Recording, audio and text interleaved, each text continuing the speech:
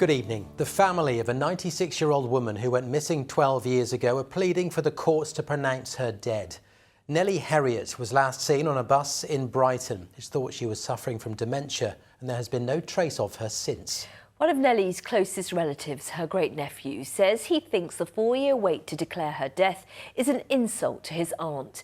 George Holland fears she may have come to harm, but accepts his family will now almost certainly never know what happened to Nellie. Sally Simmonds has our report. For over a decade now, George Holland has drawn a blank. He still has no answers as to what happened to his great-aunt Nellie Harriott, and nor can he find closure through a formal declaration of her death.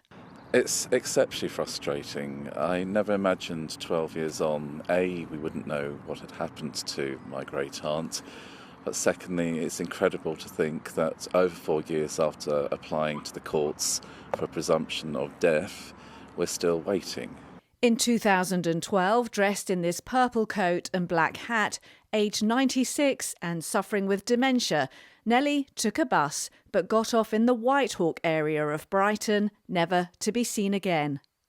It's very puzzling that she got off in the Whitehawk district, because that's not where she lived in Brighton. She lived for many years in Bonchurch Road, and I do wonder whether there was foul play, because if there was an accident, surely her body would have been discovered, and pretty quickly.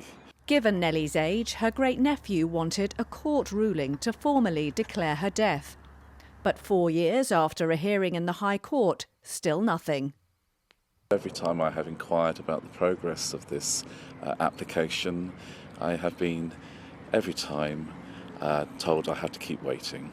I think it is an insult. It's disgusting. I'm appalled. And to think that her memory is being treated with such contempt. Neither the Judicial Office or the High Court have yet responded to our requests for comment. Mr. Holland will carry on his quest to bring legal recognition of her death and commemorate the life of Auntie Nell, who he describes as vivacious, plucky, sociable and sorely missed. Sally Simmonds, ITV News.